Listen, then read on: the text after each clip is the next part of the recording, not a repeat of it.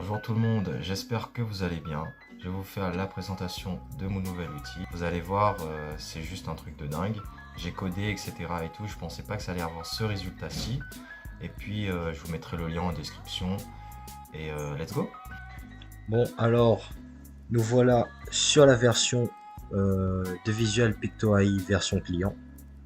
Alors ici, nous sommes dans le logiciel Browser Automation Studio.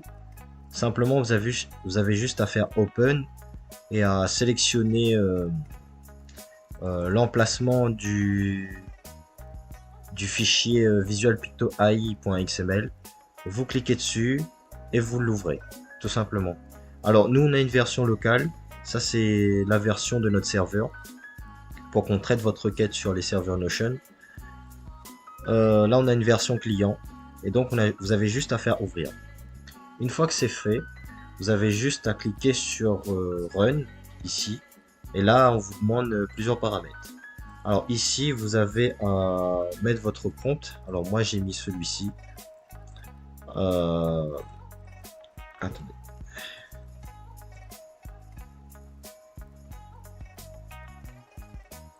Hop là. A young wizard holds and Alof illuminating. Ouais, voilà, c'est un prompt en rapport avec Harry Potter. Je suis pas très doué en anglais.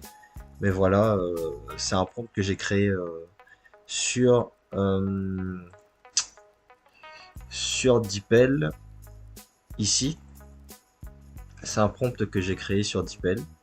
Voilà, voilà.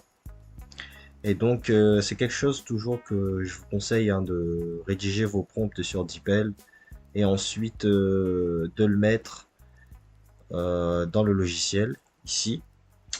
Ensuite, vous avez le chemin du dossier. Ça, c'est pour tout simplement qu'on vous, que vous puissiez accéder au serveur Notion.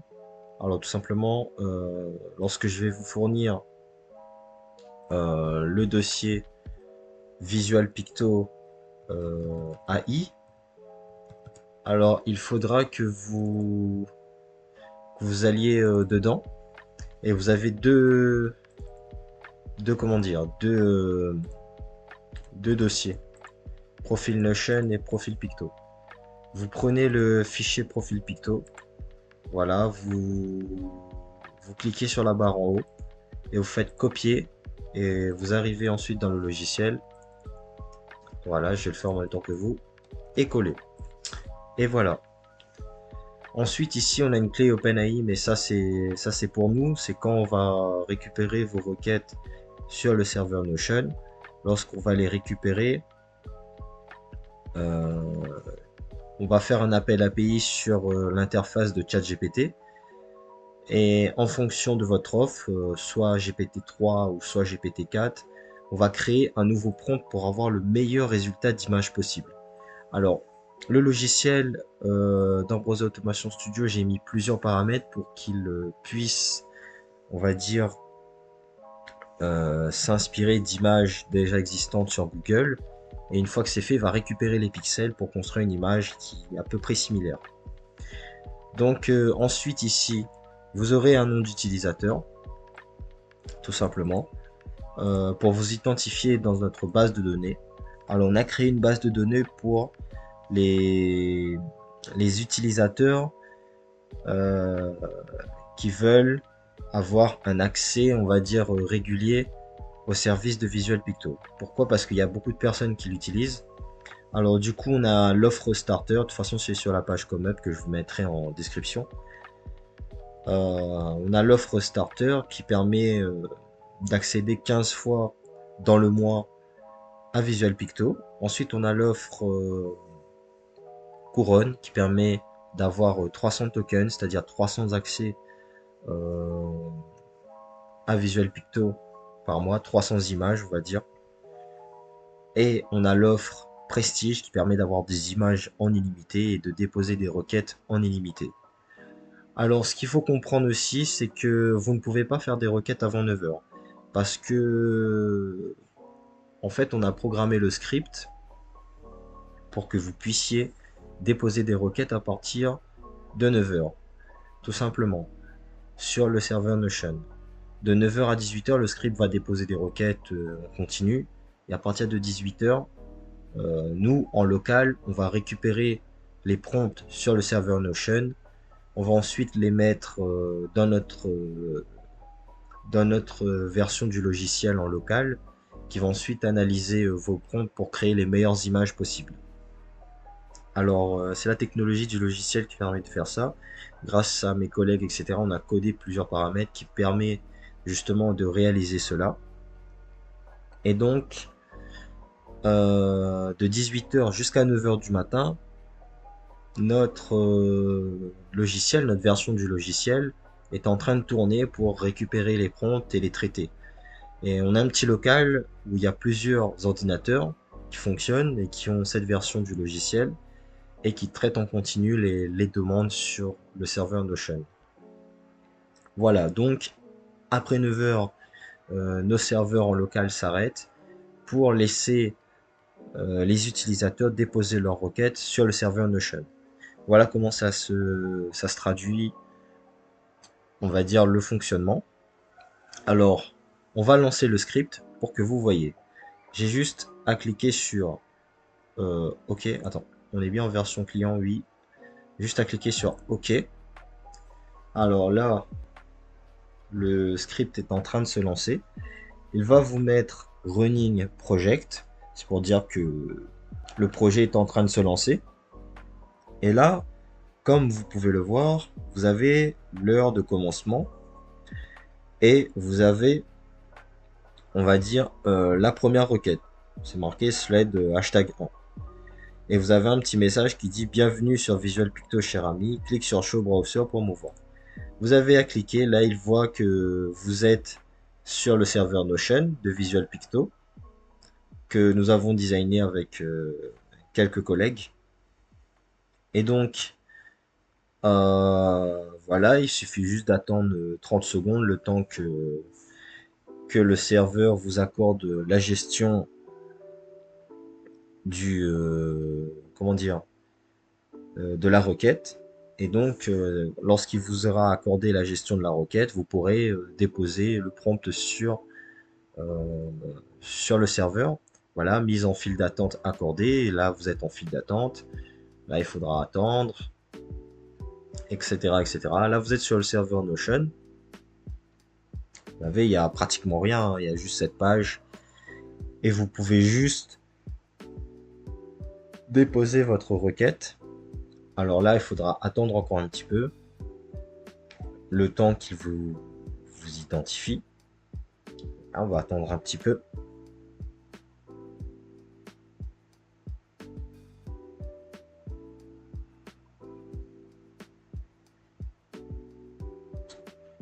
Voilà, voilà.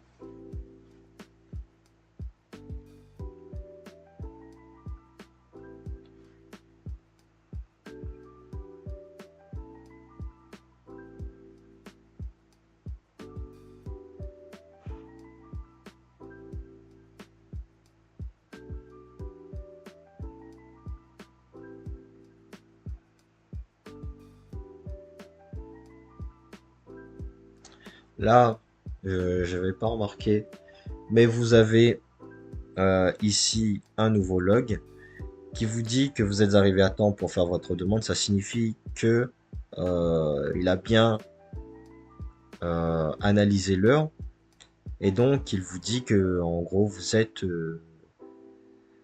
êtes arrivé avant 18h quoi. Parce qu'après 18h, vous pouvez pas faire de demande dans votre pays, voilà.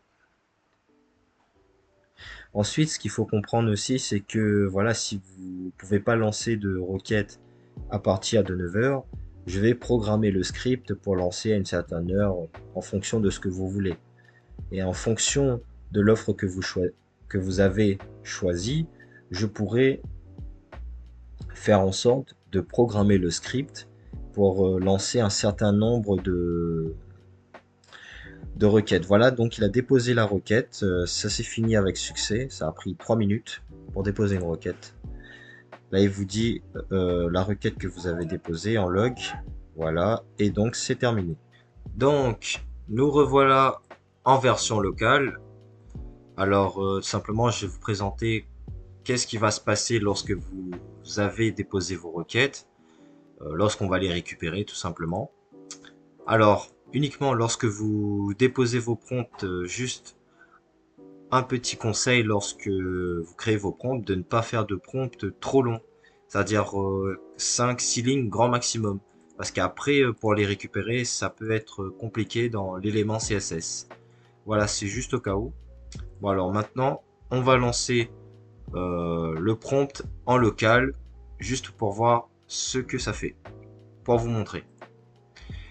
Alors voilà, simplement, tac. Alors là, vous voyez, lancement de la version locale. Là, tout simplement, on va attendre. Voilà, il nous dit qu'on peut cliquer pour voir. Là, il va aller sur euh, le serveur Notion. Alors là, encore une fois, il va falloir attendre un certain temps euh, qu'il nous authentifie. Et ensuite, il va nous accorder la gestion des prompts. Et après, on va les récupérer. Et ensuite, voilà, gestion de la file d'attente accordée. Une fois que ça a récupéré, il va commencer à créer l'image. Voilà, voilà. On va attendre un petit peu.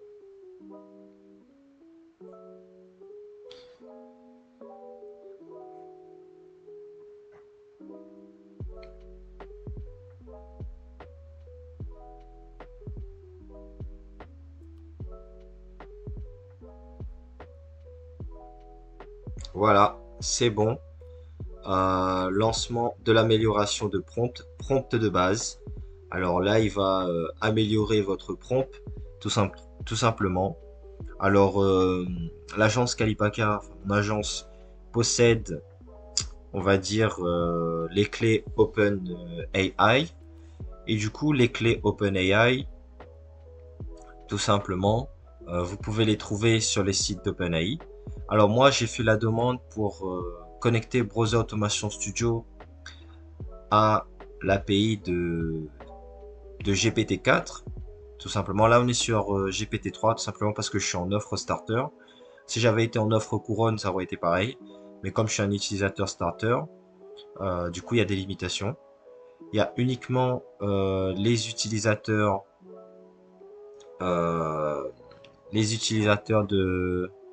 du pack Prestige qui ont le droit d'utiliser, on va dire, ChatGPT 4. Donc là, de toute façon, vous voyez, la longueur est beaucoup plus grande. Il a créé plus de détails dans le prompt. Simplement, wow, c'est énorme.